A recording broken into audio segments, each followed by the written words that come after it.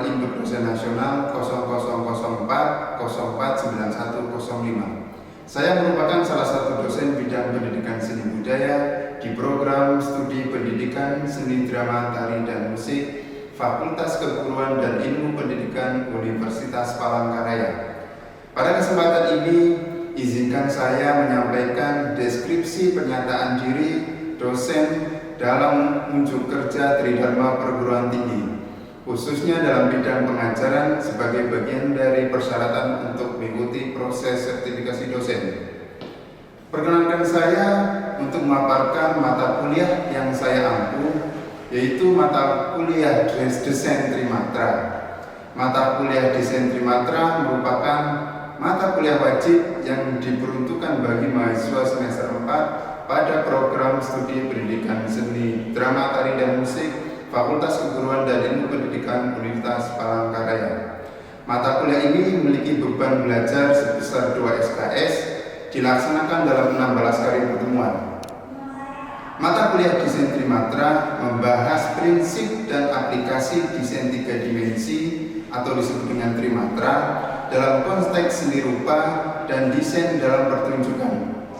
Mahasiswa disarankan untuk memahami unsur-unsur bentuk, ruang, tekstur, komposisi, dan struktur Trimatra melalui eksplorasi materi, teknik, konstruksi, dan konsep visual. Proses perkuliahan menggunakan mode luring atau tatap muka. Metode yang digunakan dalam mata kuliah Desain Trimatra antara lain ceramah interaktif, diskusi kelompok, demonstrasi teknik, praktik langsung, studi kasus visual, serta presentasi dan kritik karya.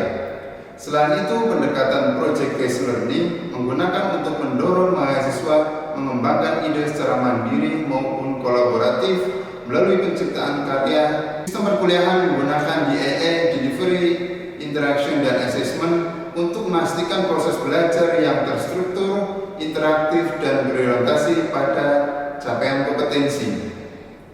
Kemudian untuk capaian pembelajaran pada mata kuliah Desain Trimatra, pertama adalah menjelaskan konsep dasar desain Trimatra dan elemennya. Kemudian CPM yang kedua, menganalisis unsur visual dan prinsip desain dalam karya Trimatra. Kemudian CPMK selanjutnya menerapkan teknik pembuatan model Trimatra dengan berbagai bahan. Kemudian CPMK yang 4 mengembangkan gagasan kreatif ke dalam karya desain Trimatra. Kemudian CPMK yang terakhir memamerkan dan mempresentasikan karya dengan refleksi proses dan estetika. Selanjutnya pada sub capaian pembelajaran mata kuliah atau sub CPMK yang pertama, mahasiswa mampu menjelaskan pengertian, fungsi, dan ruang lingkup desain Trimatra. Kemudian pada sub CPMK yang kedua, mahasiswa mampu mengidentifikasi unsur-unsur visual baik itu bentuk, garis, bidang, volume, tekstur, ruang dalam karya Trimatra. Pada sub CPMK selanjutnya, mahasiswa mampu menganalisis prinsip desain yaitu keseimbangan, proporsi, irama, kontras ataupun kesatuan dalam karya Trimatra. Pada sub CPMK selanjutnya, mahasiswa mampu mengevaluasi kekuatan visual dan struktur pada contoh karya Trimatra. Pada sub CPMK yang selanjutnya, mahasiswa mampu mengeksplorasi berbagai teknik dan bahan dasar dalam pembuatan desain Trimatra. Pada sub CPMK yang ke-6, mahasiswa mampu menerapkan teknik dasar pembuatan model Trimatra secara tepat. Pada sub CPMK yang ke-7, mahasiswa mampu merancang konsep kreatif berdasarkan tema tertentu yang relevan secara estetis dan fungsional.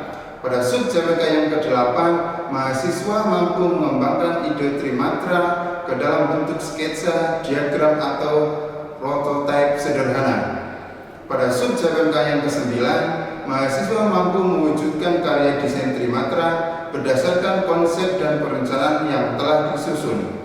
Dan pada sub CPMK yang terakhir, mahasiswa mampu mempresentasikan, merefleksikan, dan mengkritisi karya sendiri dan orang lain secara argumentatif dan konstruktif.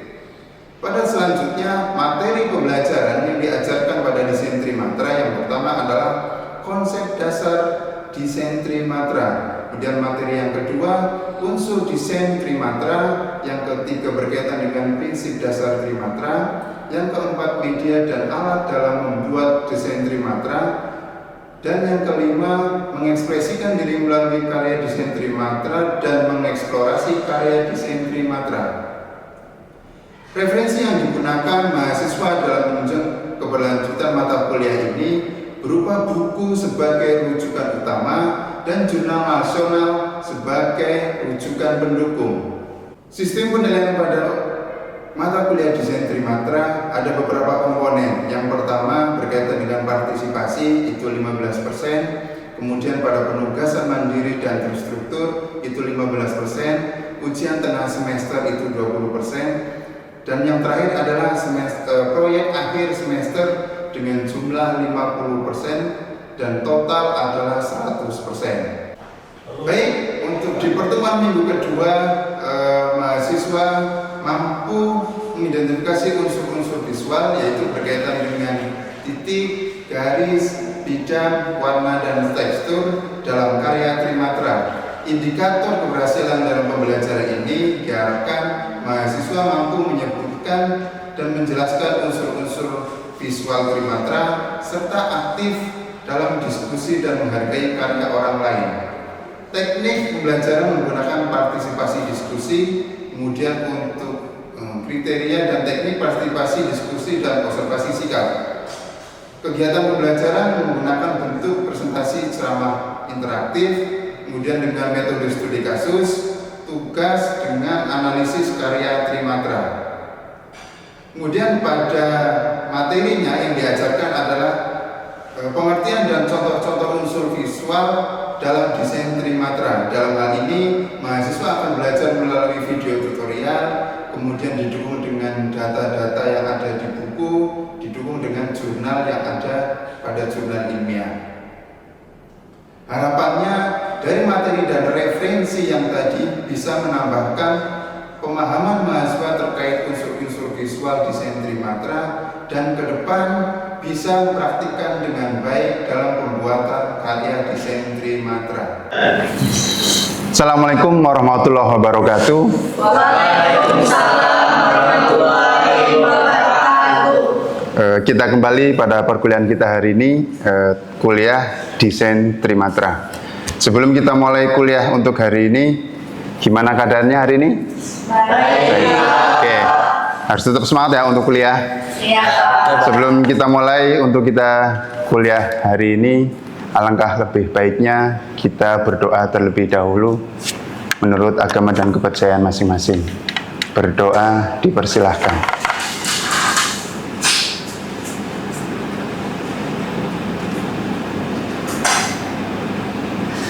Selesai. Baik, untuk mulai kita perkuliahan kita hari ini, saya mulai untuk absen terlebih dahulu untuk mengetahui mahasiswa yang tidak masuk ataupun yang izin ataupun ada yang sakit. Yang pertama, Ananda Erliana. Hadir, Pak. Oke. Delia Destria. Hadir, Pak. Selanjutnya ada Karina Triolva. Hadir, Pak. Ada Haulani. Hadir, Pak. Terus Muhammad Bagus. Hadir, Pak. Oke. Ahya Zahra. Hadir, Pak. Winda Natalia. Hadir, Pak. Wendy Martanto. Hadir, Pak. Firmayati. Hadir, Pak. Rogate. Hadir, Pak. Baik. Saya rasa untuk mahasiswa semuanya hadir pada hari ini menandakan bahwa untuk kelas ini semua mahasiswa untuk semangat mengikuti perkuliahan hari ini. Kita mulai pada materi kita hari ini. Sebelum kita mulai materi, saya akan terlebih dahulu untuk mengulas sebentar terkait dengan mata kuliah minggu kemarin. Kira-kira ada yang ingat tentang perkuliahan minggu kemarin? Saya, Pak. Mengenai trimatra, Pak. Oke. Jadi minggu kemarin kita belajar tentang konsep trimatra. Ada nggak yang tahu tentang bagaimana perbedaan antara dwimatra dan trimatra? Saya, Pak. Silakan. Oke. Sebelumnya Pak, perkenalkan nama saya Wendy Martanto. Oke. Di sini izin menjawab. Jadi perbedaannya itu jika Dwimatra itu dia 2 dimensi, sedangkan Trimatra itu 3 dimensi, Pak. Bagus sekali. Itu salah satu jawaban yang menandakan bahwa teman-teman sudah lulus mengikuti kuliah desain Dwimatra. Karena pada dasarnya kuliah desain Trimatra itu bisa diambil ketika mata kuliah desain Dwimatra itu lulus. Karena 2 mata kuliah ini saling berkaitan antara satu sama dengan yang lainnya.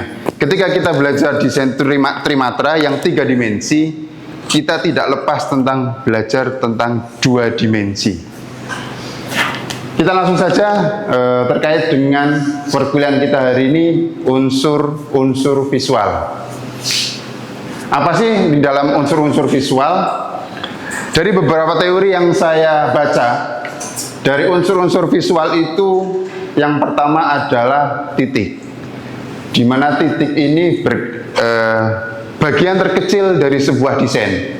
Kemudian yang kedua berkembang menjadi sebuah garis. Yang ketiga menjadi bidang. Yang keempat menjadi warna, tekstur, dan volume. Jadi sebenarnya unsur visual ini sudah teman-teman pelajari pada desain Dwimatra. Kenapa saya ulas lagi? Karena ini juga menyangkut tentang pembuatan desain Trimatra. Saya contohkan pada video pembuatan desain Dwimatra, biar teman-teman sedikit mempelajari lagi bagaimana desain Dwimatra itu diterapkan dalam desain Trimatra.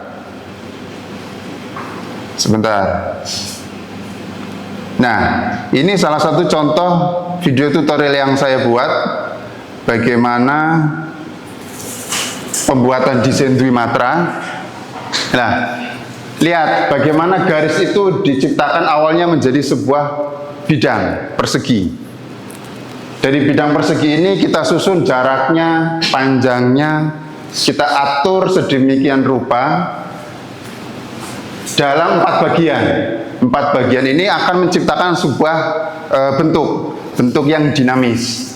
Coba kita percepat saja yang bagian tengah.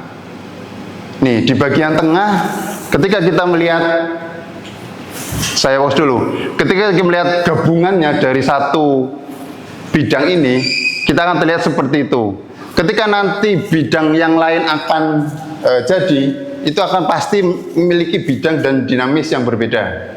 Coba kita teruskan. Bisa dilihat dari video itu terlihat sudah memunculkan bentuk yang memiliki arah dan dinamis dari sebuah desain berupa garis. Kita percepat saja biar teman-teman lihat hasilnya. Dari garis ini dari 2 sisi. 2 sisi menciptakan bentuk seperti itu. Nanti di sisi yang kedua, ini lanjut. Di sisi yang kedua pasti teman-teman akan menjumpai ini sisi ketiga. Mulai kelihatan bentuknya yang kalau bahasa anak sekarang itu yang lebih estetis. Ini sebagai unsur garis. Selanjutnya, nah ini hasil akhir dari garis yang menunjukkan ada irama terus arah dari sebuah unsur garis. Kita kembali lagi bahwa apa yang diajarkan pada desain Dwimatra ternyata kita pelajari juga akan di desain Trimatra. Salah satu contohnya karya yang saya bawa ini. Ini salah satu contoh karya desain Trimatra berkaitan dengan garis. Kalau kita lihat, coba kita lihat dulu sebentar. Kalau kita lihat susunan garis pada desain Dwimatra itu mempunyai jarak antara garis satu dengan garis yang lainnya, sehingga memunculkan arah dan gerakan yang dinamis antara satu dengan satu yang lainnya. Sama dengan karya yang saya bawa ini. Ini salah satu contoh karya desain Trimatra yang berkaitan dengan garis. Garis ini awalnya cuma satu garis biasa. Kemudian ketika disusun dengan jarak tertentu, dia akan memunculkan sebuah arah. Arah yang akan memunculkan dinamis dari sebuah karya. Yang tadinya garis itu menandakan kekuatan, garis lurus, ketika diterapkan dalam sebuah desain trimatra, dia mempunyai unsur dinamis. Oke, selanjutnya dari contoh karya tersebut, coba saya jelaskan dulu dari materi kita hari ini, biar teman-teman nanti tidak akan kehilangan arah. Oke. Dari unsur-unsur tadi, kita akan berbicara tentang variabel penyusunan unsur visual. Variabel ini berkaitan dengan kedudukan, terus tadi arah yang saya jelaskan tadi, ukuran ini berkaitan dengan besar kecilnya karya. Kemudian jarak, tadi saya sudah jelaskan berkaitan jarak satu dengan jarak yang lainnya, bentuk secara keseluruhan, kemudian ada jumlah. Dari garis tersebut kita bisa mendeteksi jumlahnya berapa. Dari sini paham? Paham, Pak. Ada yang mau bertanya? Saya, Pak. Silakan. Baik, perkenalkan nama saya Karina Triolva. Izin bertanya, Pak, bagaimana peran garis dalam sebuah desain trimatra? Oke, kalau kita berbicara tentang garis, itu salah satu contohnya adalah memberi arah. Tapi garis itu menciptakan rangka awal dari bentuk. Jadi ketika saya contohkan ini, saya contohkan aja dari sini. Garis, ketika rangka awal ini menciptakan sebuah rangka, tapi ketika dihubungkan itu akan menciptakan sebuah apa? Bidang. Oke. Nanti saya minta dari ada mahasiswa untuk mencontohkan, biar saya materi kita hari ini biar tahu seberapa mendasar mahasiswa mengetahui tentang unsur-unsur visual. Ada yang tanyakan lagi? Saya, Pak. Silakan. Baik, sebelumnya perkenalkan nama saya Ahya Zahra, Bapak. Di sini saya mau menanyakan tentang bagaimana hubungan unsur garis dan bidang itu dalam desain trimatra, Pak. Oke.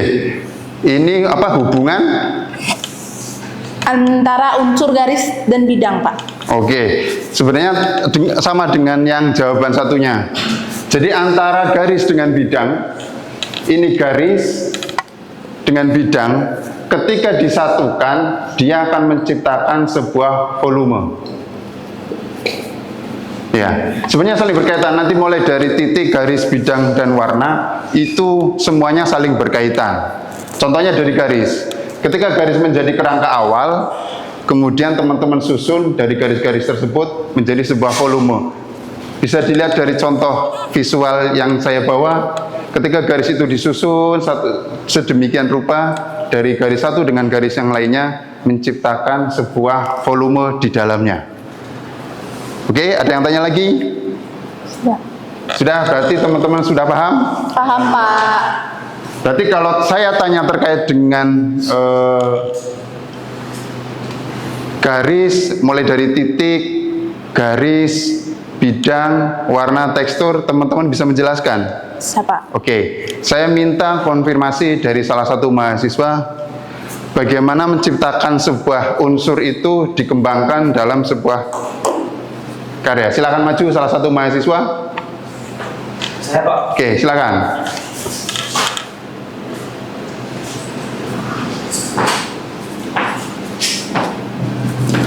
Oke, coba Anda ciptakan sebuah garis. Dari garis itu ciptakan sebuah bidang. Dari bidang buatkan sebuah tekstur.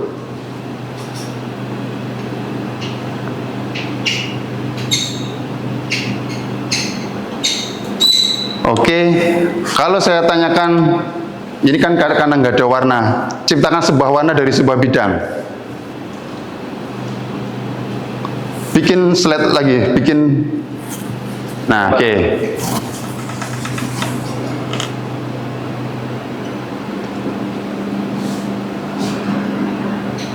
Oke.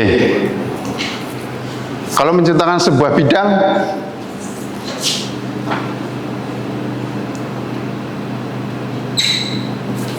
dari bidang itu ciptakan sebuah volume.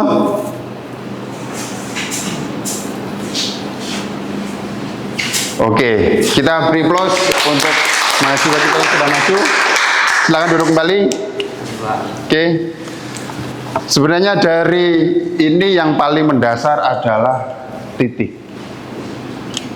Bagaimana titik ini dikembangkan dalam sebuah garis, bidang.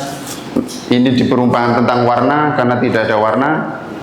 Kemudian tekstur, setelah tekstur Volume. ada volume. Sampai sini ada yang tanyakan? Jelas. Oke. Pak. Sebagai bahan penilaian tadi ada salah satu mahasiswa yang tanya dan maju, itu salah satu penilaian saya di dalam kelas terkait dengan aktivitas teman-teman di dalam kelas.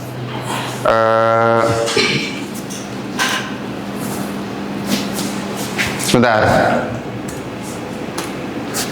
Oke, saya lebih detail pada contoh karya. Pada karya tersebut, desain trimatra, ini kan salah satu contoh garis. Mana yang menunjukkan tentang titik? Nomor berapa? Nomor 4, Pak. Nomor 4. Iya, Pak. Alasannya apa? Karena itu berbentuk titik. Oke, itu titik yang disusun Iya, sedemikian rupa. yang disusun. Kemudian yang berkaitan dengan warna. Nomor 3. Nomor 3, oke. Karena di situ ada gradasi warna yang dimainkan membentuk irama. Kemudian yang berkaitan dengan contoh tekstur. 1. Oke, semua mahasiswa berarti paham ya berkaitan dengan tekstur. Berkaitan dengan volume. Nomor 5. Nomor 5. Iya, Pak. Oke, karena menciptakan volume di dalamnya. Berkaitan dengan bidang. Nomor 6. Oke, berarti paham. Dari semua yang saya jelaskan berarti teman-teman sudah paham. Tapi ingat bahwa di dalam tekstur itu ketika diterapkan dalam sebuah karya ada yang namanya tekstur semu. Tekstur semu itu berarti dia dalam bidang. Nah, ini dia tidak nampak, ini tekstur semu. Tapi kalau tekstur nyata itu yang nomor 1. Jadi kalau tekstur nyata itu teman-teman bisa lihat bahwa tekstur nyata itu mempunyai yang sifat nyata gitu ya. Kalau semu kayak gitu. Baik, tibalah kepada penghujung pertemuan kita hari ini. Kita bisa menyimpulkan bahwa apa yang kita pelajari mulai dari unsur visual, yang pertama adalah titik, yang kedua adalah garis, yang ketiga adalah bidang, yang keempat adalah warna, tekstur, sampai volume. Itu silakan teman-teman pahami sebagai unsur visual materi kita hari ini. Selanjutnya sebagai bahan tindak lanjut dari perkuliahan kita hari ini, nanti teman-teman silahkan menganalisis. Jadi ambil contoh karya trimatra, dianalisis. Di karya tersebut itu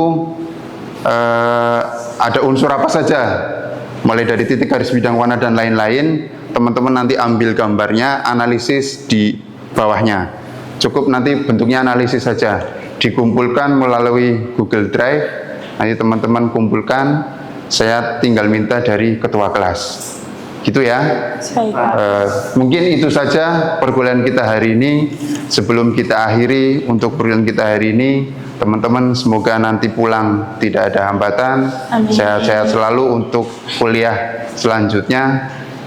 Sebagai penutup, silakan ketua kelas untuk ditutup untuk berdoa penutup. Silakan. Teman-teman, sebelum kita mengakhiri perkuliahan kita pada hari ini, kita berdoa untuk perjalanan kita masing-masing. Berdoa, silakan.